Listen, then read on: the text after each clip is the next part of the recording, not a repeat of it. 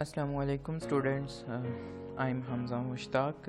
CS word की जानिब से मैं एक नई ट्यूटोरियल सीरीज़ के साथ आपके पास हाज़िर हुआ हूँ। इस कोर्स में हम सीखेंगे डेटाबेस और इसके सिस्टम्स के बारे में और डिटेल से स्टडी करेंगे। बेसिकली ये कोर्स उन स्टूडेंट्स के लिए है जो प्राइवेट BA कर रहे हैं और उसमें उन्होंने जो BA पार्ट्स 2 है उसमें कंप्यूटर के अंदर डेटाबेस का कोर्स उन्होंने लेना है, या इसके अलावा जो स्टूडेंट्स यूनिवर्सिटी से डेटाबेस का कोर्स ले रहे हैं तो उनके लिए एक बहुत ही शानदार ट्यूटोरियल सीरीज़ जारी की गई है और इंशाल्लाह एडवांस लेवल की डेटाबेस आपको पढ़ाई जाएगी। तो सबसे पहले जो हमने पूरे कोर्स के अंदर पढ़ना है, इसमें हम डेटाबेस सिस्टम्स के बारे में पढ़ेंगे और इसके यूज़र्स के बारे में और इसके यूजेस के बारे में हम स्टडी करेंगे।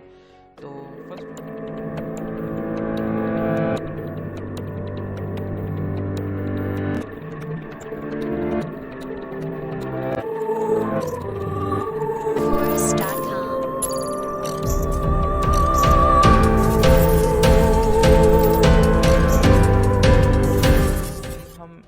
स्टार्टिंग से डिस्कस करते जाएं कि जो डेटाबेस या डेटाबेस सिस्टम्स हैं वो हमारी रोज़मर्रा की ज़िंदगी में बहुत ही अहम रोल प्ले कर रहे हैं और तकरीबन हमारी ज़िंदगी का किसी न किसी तरीके से पार्ट बन चुके हैं। ऑफ कोर्स आजकल के दिनों में हम जितनी भी एक्टिविटीज़ परफॉर्म कर रहे हैं उसमें मोस्टली हमारी इंटरेक्शन डेटाबेसेस से ही होती है।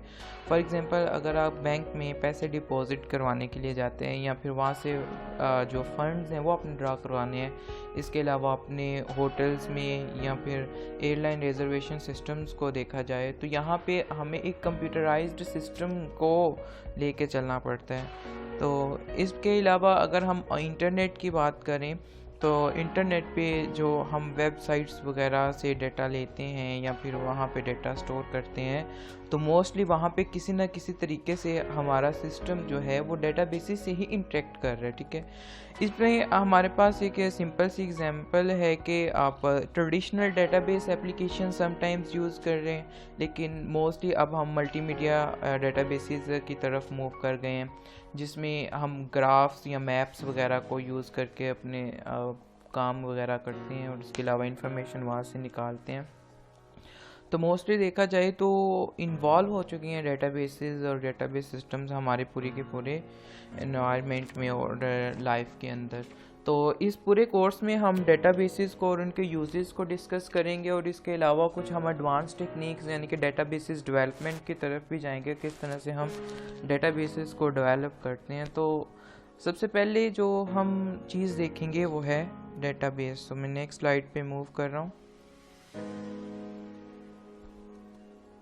डेटाबेस के बारे में जनरली बोला जाता है कि database is a collection of related data, यानी कि जब आप एक रिलेटेड डेटा जो एक दूसरे से रिलेट कर रहे हैं, एक मिलता जुलता डेटा जो किसी चीज़ से रिलेटेड है, उसको जब आप कलेक्ट करते हो तो वो हमारे पास एक डेटाबेस बन जाती है। यहाँ पे जो डेटा का मतलब है, data means the known facts that can be recorded and have implicit meanings.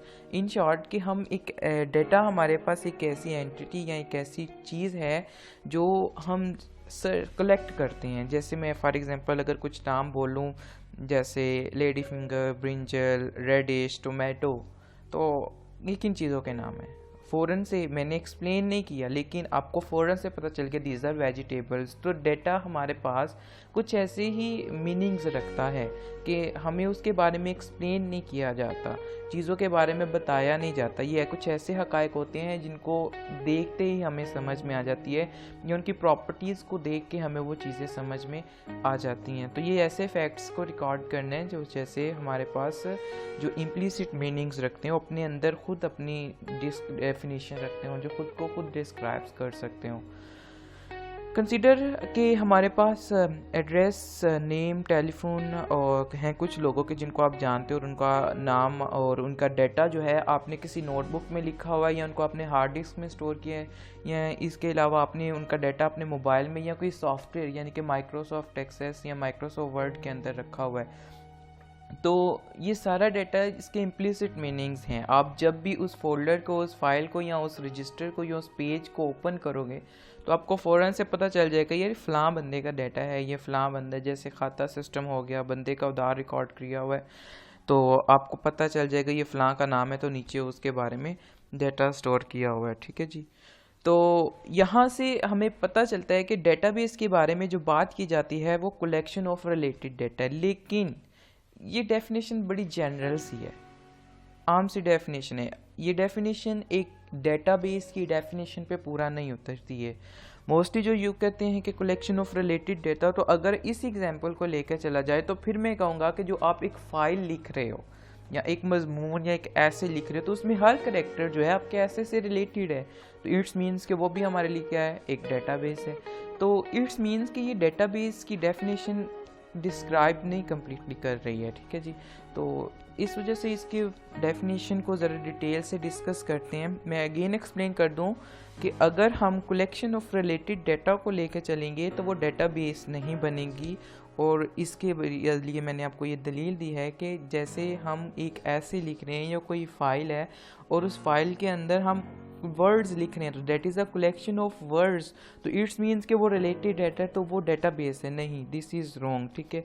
एक जो डेटाबेस है उसके अंदर कुछ प्रॉपर्टीज़ होनी चाहिए। उनमें से पहली प्रॉपर्टी जो हम डिस्कस करने लगे हैं, that is a database represents some aspects of a real world, sometimes called mini world or the universe of discourse.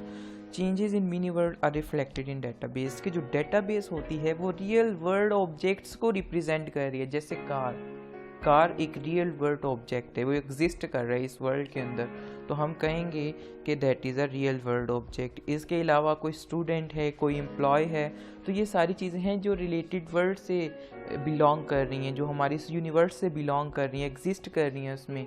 तो डेटाबेस हमेशा रियल वर्ल्ड ऑब्जेक्ट्स की इंफॉर्मेशन को स्टोर करती है, और यहाँ पे जो रियल वर्ल्ड है उसको मिनी वर्ल्ड या यूनिवर्स ऑफ डिस्कर्स भी बोलते हैं। और एक इम्पोर्टेंट बात कि जैसे ही रियल वर्ल्ड के ऑब्जेक्ट के अंदर चेंजिंग्स आएंगे, उसकी प्रॉपर्टीज़ में चेंजिंग्स आएंगी, तो साथ ही हमारे पास उसके रिलेटेड चेंजेस डेटाबेस में भी हमें करना होगा। फॉर एग्जांपल, एक स्टूडेंट जो कि फर्स्ट ईयर में पढ़ रहा है या फिर बीए पार्ट 1 में था और आफ्टर 1 ईयर वो बीए पार्ट 2 में हो गया, तो यहाँ पे उसके जो प्रॉपर्टीज़ हैं वो चेंज हो गई, वो पार्ट 1 के बजाय पार्ट 2 का स्टूडेंट हो गया।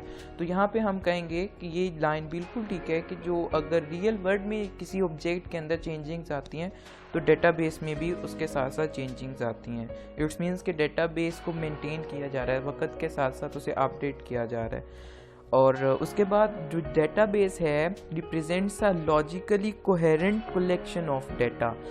उन जो डेटा हम स्टोर कर रहे हैं या जो डेटाबेस के ज़रिए हम ऑर्गेनाइज कर रहे हैं वो लॉजिकली कोहेरेंट होना चाहिए। मींस वो एक तरतीब के साथ चलना चाहिए, उसमें अंदर कोई लॉजिक हो, मंतकी तौर पे आपने उसको ऑर्गेनाइज किया हो कि यहाँ पे रोल नंबर 1 का, फिर 2 का, फिर 3 का, या स्टूडेंट्स को एक यूनिक आईडी दे के आप उनके डाटा को रिप्रेजेंट कर रहे हैं। तो इट्स मीन्स कि उनके कोहेरेंट इनहेरेंट मीनिंग्स होते हैं। मीन्स हर डाटा अपने नाम से या अपनी एंटिटी से रिलेटेड होता है, और हर एंटिटी मीन्स कोई ऑब्जेक्ट हो सकता है, इसको आगे जाके डिटेल से पढ़ेंगे। तो कोई भी जो डाटा है वो कोहेरेंट कलेक्शन है हमारे पास डेटाबेस में। और डेटाबेस किसी भी साइज़ की हो सकती है। आप इसमें फॉर एग्जांपल ले लो कि आप अपने मोबाइल के अंदर कॉन्टैक्ट स्टोर कर रहे हो, जिन बंदों को आप जानते हो उनके मोबाइल नंबर्स आपने स्टोर किए हैं, तो ये बड़ी स्मॉल डेटाबेस है। इसके अलावा अगर देखा जाए तो अगर लार्ज स्केल के ऊपर डेटाबेसेस को देखा जाए तो हम कुछ ऐसी डेटाबेसेस भी हैं जो कि पूरी कंट्री के पर्सनस का रिकॉर्ड रखने के लिए, जैसे एक कंट्री के टैक्स पेयर्स हैं, तो उनका जब आप फॉर्म फिल करते हो तो एक फॉर्म के अंदर फील्ड्स बनी होती है, मीन्स उसका नाम, एड्रेस, ईच एंड एवरीथिंग, और ज़ाहिर सी बात है वो हर एक का करैक्टर्स से मिलके बनता है डाटा। तो बहुत सारे करैक्टर्स जो हैं जब आप उनको डेटाबेस के अंदर स्टोर करोगे तो एक बहुत बड़े साइज़ का डाटा बनता है। तो इसलिए डेटाबेसेस किसी भी साइज़ की हो सकती हैं, स्मॉल साइज़ डेटाबेसेस भी होती हैं, लार्ज साइज़ डेटाबेसेस भी होती हैं। तो डेटाबेस की फिर डेफिनेशन क्या है? हमने पढ़ा डेटाबेसेस जो हैं वो डिफरेंट रियल वर्ल्ड ऑब्जेक्ट्स को रिप्रेजेंट कर रही होती हैं, और उसके अंदर जो डेटाबेसेस होती हैं उनके अंदर जो डेटा होता है वो लॉजिकली कोहेरेंट होता है, एक सीक्वेंस के साथ उसमें स्टोर किया गया होता है, किसी लॉजिक के तहत उसको स्टोर किया जाता है।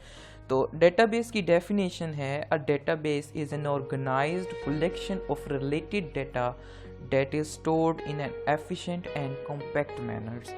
तो ये एक प्रॉपर डेफिनेशन है डेटाबेस की जो पिछली सारी प्रॉपर्टीज़ को पूरा करेगी। तो सबसे पहले देखते हैं कि वर्ड ऑर्गेनाइज्ड का क्या मतलब है। ऑर्गेनाइज्ड मीन्स कि data is stored in such a way that the user can use data easily, कि वो जब भी उसको डेटा को यूज़ करना हो, उसको देखना हो डेटा के बारे में, या डेटा को किसी को दिखाना हो, तो वो इजीली उस काम को कर सके। रिलेटेड मीन्स कि जब भी हम डेटाबेसेस क्रिएट करते हैं तो किसी ख़ास पर्टिकुलर पर्सन के लिए या किसी ख़ास ऑर्गेनाइजेशन के लिए बनाते हैं, तो उसकी डेटाबेस के अंदर जो डेटा स्टोर होगा that should be related to that organization. जैसे एक स्टूडेंट का डेटाबेस क्रिएट किया गया है तो उसके अंदर स्टूडेंट से रिलेटेड इन्फॉर्मेशन होगी, ना कि किसी एम्प्लॉय के या किसी टीचर के रिलेटेड। तो सिर्फ स्टूडेंट की डेटाबेस है तो उसमें स्टूडेंट का रिकॉर्ड मैनेज किया जाएगा, उसके एग्जाम्स को, उसके अटेंडेंस को, वगैरह वगैरह। वर्ड एफिशिएंट, एफिशिएंट का मतलब है कि users can search required data quickly, क्योंकि हम डेटाबेसेस को बना रहे हैं ताकि हम उसमें डेटा स्टोर कर सकें, और स्टोर करने के बाद हमें जब ज़रूरत हो तो हम उसमें से डेटा को सर्च कर सकें, अपनी रिक्वायर्ड इन्फॉर्मेशन उसमें से निकाल सकें। तो एफिशिएंट का मतलब है कि हमें रिस्पॉन्स क्विकली मिलना चाहिए। और कम्पैक्ट मैनर्स, यहाँ पे जो वर्ड यूज़ किया गया, यानी कि उसको बड़े कम्पैक्ट तरीके से डेटा को स्टोर करना है, इसका मतलब है कि जितनी थोड़ी स्पेस एक डेटा अपनी कंज्यूम कर सकता हो उतनी थोड़ी, यानी कि mean store data occupies as little space as possible, यानी कि जितनी कम से कम स्पेस एक डेटा ले सकता है वो उतनी होनी चाहिए। आपको इसको एफिशिएंट वे में इसी को बोलेंगे कि बहुत थोड़े स्पेस ले डेटा कंप्यूटर मेमोरी में। लेकिन डेटाबेस के बारे में एक बात क्लियर करता जाऊं कि डेटाबेस में be generated and maintained manually और में कंप्यूटराइज्ड, कि आप जो डेटाबेस क्रिएट कर रहे हो वो आप मैन्युअली भी मैनेज कर सकते हो, एज वेल एज आप उसको कंप्यूटर के ज़रिए भी यूज़ कर सकते हो। फॉर एग्जांपल मैं कहता हूँ कि आपने स्टूडेंट्स की यहाँ रिकॉर्ड्स स्टोर करने हैं तो आप एक कॉपी के अंदर स्टोर कर रहे हो। अगर आप उसको एफिशिएंट वे में स्टोर कर रहे हो तो इट्स मीन्स कि आप डेटाबेस को मैनुअली मैनेज कर रहे हो, आप डिफरेंट कॉपीज़ में रजिस्टर्स के अंदर डेटा को स्टोर कर रहे हो। तो इसे हम बोलेंगे कि आपने डेटाबेस को मैनुअली स्टोर किया है, मैनेज किया है। लेकिन अगर आप डेटाबेस को किसी कंप्यूटर प्रोग्राम के ज़रिए या कंप्यूटर एप्लीकेशन के ज़रिए या किसी डेटाबेस मैनेजमेंट सिस्टम के ज़रिए, ऑफ कोर्स हम यहाँ पे कंप्यूटराइज्ड डेटाबेसेस को देखेंगे और कंप्यूटराइज्ड तरीके से डेटाबेस को स्टोर करना, बनाना सीखेंगे और उनके बारे में डिस्कस करेंगे। तो हमारा टॉपिक कंप्यूटराइज्ड डेटाबेसेस सिस्टम के रिलेटेड है। तो ऑफ कोर्स अगर हम एक कंप्यूटर के ज़रिए अपने डेटाबेस को मैनेज करना है या क्रिएट करना है, इसको कंट्रोल करना है, तो उसके लिए फिर हम एक स्पेशल सॉफ्टवेयर यूज़ करते हैं। तो स्पेशल सॉफ्टवेयर में हमारे पास जो सॉफ्टवेयर है that is database management system. एक database manage system collection of programs होता है, यानी कि बहुत सारे प्रोग्राम्स मिल के एक सॉफ्टवेयर बनाते हैं जिसे हम डेटाबेस मैनेजमेंट सिस्टम बोलते हैं, which enables the users to create and maintain a database, जिसके ज़रिए हम डेटाबेस को क्रिएट करते हैं और उसकी डिफरेंट ऑपरेशंस या उसकी डिफरेंट चीज़ों को देखते हैं। तो जो database system, database management systems या DBMS होते हैं, ये जनरल पर्पस सॉफ्टवेयर्स होते हैं। मींस कि आप इनको बहुत सारी ये काम वर्सटैलिटी होती है इनमें, आप डेटाबेस के ऊपर डिफरेंट ऑपरेशंस भी इनके ज़रिए अप्लाई कर सकते हो। तो कोई स्पेसिफिक पर्पस नहीं होते, खाली इनका मकसद सिर्फ डेटाबेस को क्रिएट करना ही नहीं होता, बल्कि उसके ऊपर जितनी भी ऑपरेशंस या उसके ऊपर जितनी भी काम करने हैं वो भी हम इसी एक सॉफ्टवेयर के ज़रिए कर सकते हैं, जो कि DBMS कहलाता है। तो जो एक DBMS है, it facilitates the process of defining, constructing, manipulating, sharing the database among different users or applications and protections। यानी कि इसके ज़रिए आप डेटाबेस बना सकते हैं, मैनिपुलेशन कर सकते हैं, डेटाबेस को शेयर कर सकते हैं और उसके ऊपर डिफरेंट प्रोटेक्शन कंस्ट्रेंट्स अप्लाई कर सकते हैं। तो एक वर्ड एक्सप्लेन करता जाऊँ कि मेंटेनेंस का मतलब है कि allowing the system to evolve as requirements change over the time. यहाँ पे वर्ड इवॉल्व यूज़ किया गया। इवॉल्व का मतलब है ग्रेजुअली डेवलप, कि वक्त के साथ साथ जैसे जैसे रियल वर्ल्ड इन्वायरमेंट्स की प्रॉपर्टीज़ चेंज होती हैं या जैसे जैसे आपको डेटाबेस में चेंजिंग्स करने होते हैं, आप उनको वक्त के साथ साथ करते हो, इस प्रोसेस को हम बोलते हैं मेंटेनेंस। तो DBMS के डिफरेंट फंक्शंस को देखने लगे हैं जी। पहला फंक्शन है DBMS का डिफाइनिंग का मतलब होता है कि आप जो डेटा स्टोर करने जा रहे हो डेटाबेस के अंदर, उसकी किस टाइप का वो डेटा होगा, उसका स्ट्रक्चर क्या होगा, कौन कौन सी कंस्ट्रेंट्स आप अप्लाई करोगे डेटा के ऊपर, ये सारे काम जो हैं वो DBMS के थ्रू हम करते हैं और इसे बोलते हैं डिफाइनिंग अ डेटाबेस। तो डिफाइनिंग डेटाबेस की एग्जांपल में समझ लें कि आपने फॉर एग्जांपल किसी स्टूडेंट का रिकॉर्ड स्टोर करना है और आपने उसकी एज स्टोर करवानी है। तो एज हमारे पास एक ऐसा एट्रीब्यूट है या एक ऐसा आप कह लो कि इस फील्ड है जो कभी भी डिजिट्स के अलावा आप कह सकते हैं या नेगेटिव नहीं हो सकती हैं या फिर वो कैरेक्टर्स नहीं हो सकते हैं। तो जब भी किसी बंदे से उसकी एज एंटर करवानी तो वो एंटर करेगा 19, 18, 27 एट्सेट्रा एंड एट्सेट्रा। तो यहाँ पे ये जो डाटा हम डेटाबेस में स्टोर करेंगे, इसके ऊपर भी हमें कोई रूल कोई बनाना पड़ेगा, कोई अप्लाई करने पड़ेगी कंस्ट्रेंट, जिसके ज़रिए हम उस डेटा को एफिशिएंट तरीके से स्टोर करवा सकेंगे और हम स्टूडेंट की एज सिर्फ एक नंबर स्टोर करवाएंगे, ना कि कोई यूज़र और डेटा अल्फ़ाबेट्स वगैरह एंटर कर दे। सेकंड है जी constructing is a process of storing data itself on some storage medium controlled by DBMS। यानी कि DBMS के ज़रिए आपने डाटा स्टोर करवाना है डेटाबेस के अंदर ऑफ कोर्स, और डेटाबेस को किसी मीडियम में स्टोर करना पड़ेगा, किसी हार्ड डिस्क पे एट्सेट्रा एंड एट्सेट्रा। तो कंस्ट्रक्टिंग का मतलब है कि डेटाबेस के अंदर डाटा स्टोर करवाना जो कि DBMS के थ्रू होगा। उसके बाद है मैनिपुलेशन का मतलब है कि कोई भी DB या डेटाबेस आपकी है उसके ऊपर डिफरेंट फंक्शंस परफॉर्म करना। अब फंक्शन परफॉर्म करने का मतलब क्या है कि आपने एक रिकॉर्ड्स स्टोर किए हुए हैं हंड्रेड्स ऑफ स्टूडेंट्स के और आपने चेक करना है कि इनमें से कितने स्टूडेंट्स हैं जो गुजरांवाला से आते हैं। तो उसके लिए आप क्या करोगे, आप क्यूरी लिखोगे। क्यूरी का मतलब है कि आपने एक लैंग्वेज के अंदर कुछ वर्ड्स लिखे हैं या आपने एक कमांड लिखी है जिसके ज़रिए जो रिलेटेड डाटा होगा आपकी कमांड के जो इन्फॉर्मेशन आपको चाहिए वो आपको स्क्रीन पे शो हो जाएगा। इसके अलावा डेटाबेस को अपडेट करना, यानी कि उसमें वक्त के साथ साथ चेंजिंग्स करना, या आपने गलत रिकॉर्ड एंटर कर दिया तो उसको अपडेट करना। इसके अलावा डिफरेंट रिपोर्ट्स जनरेट करना, जैसे आपने पेपर्स के मार्क्स हैं तो आपने एक रिज़ल्ट कार्ड जनरेट करना है तो डेट इज़ अ रिपोर्ट। और इसके अलावा डाटा को डिलीट करना, ये सारे काम हैं जो हम डेटाबेस में करते हैं और वो हम DBMS के थ्रू कर पाते हैं। इसके अलावा है शेयरिंग।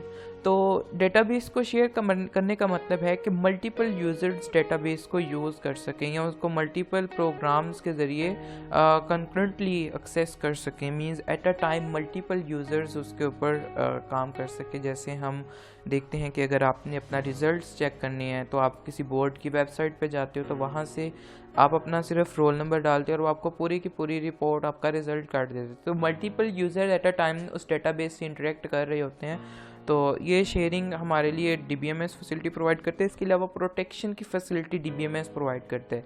अब प्रोटेक्शन का यहाँ पे जो वर्ड यूज़ किया गया, प्रोटेक्शन को दो तरीक़ों से देखेंगे। प्रोटेक्शन का मतलब होता है कि आपने अपने डाटा को बचाना है, अपने डाटा को दूसरों से।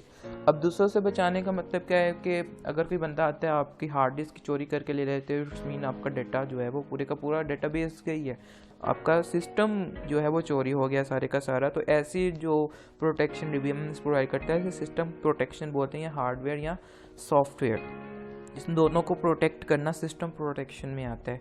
और इसके अलावा सिक्योरिटी प्रोटेक्शन है, मींस के आपने अपनी डेटाबेस को अनऑथराइज्ड पर्सन से बचाना है। जैसे मैं आपको कहता हूँ कि आपका जो रिकॉर्ड है, एक फेसबुक के ऊपर आपका रिकॉर्ड पड़ा हुआ है और आपके अकाउंट को सिर्फ आपको मैनेज करना चाहिए, लेकिन अगर कोई दूसरा बंदा आपके अकाउंट को यूज़ करता है तो दैट इज़ अनऑथराइज्ड पर्सन, जो आपकी इजाज़त के बगैर इलीगल तरीके से आपके अकाउंट को हैक करके यूज़ कर रहा है। तो दैट इज़ सिक्योरिटी प्रोटेक्शन। दोनों तरीक़ों से प्रोटेक्शन हमें DBMS प्रोवाइड करता है। चलिए एक एग्जांपल देखते हैं। ये मेरे पास एक डेटाबेस है,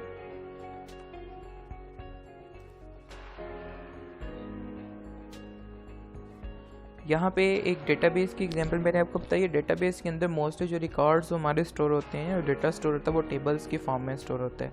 तो ये मेरे पास एक स्टूडेंट टेबल है जिसमें स्टूडेंट नेम, क्लास और उसका मेजर डिपार्टमेंट स्टोर किया गया है और उसका रोल नंबर उसको एक असाइन किया गया है। तो ये स्टूडेंट के बारे में रिकॉर्ड है और ये उसकी कोर्स की डिटेल्स है कि वो कौन कौन से कोर्स पढ़ रहा है या फिर वो किसका उनके कोर्स की डिटेल्स कि वो कितने क्रेडिट आवर्स का है। इसके अलावा ग्रेड रिपोर्ट्स है कि वो किस वक्त उसने एडमिशन लिया था, कौन से सेमेस्टर का उसका क्या रिज़ल्ट आया है। और इसी तरह हमारे पास यहाँ पे सेक्शन की है, सॉरी यहाँ पे ग्रेड रिपोर्ट की जगह सेक्शन का टेबल था, यहाँ पे सेक्शन आता है। तो ये किस सेक्शन से बिलोंग कर रहा है। तो ये अब इन शॉर्ट ये समझ लें कि ये हमारे पास सारे का सारा डाटा है।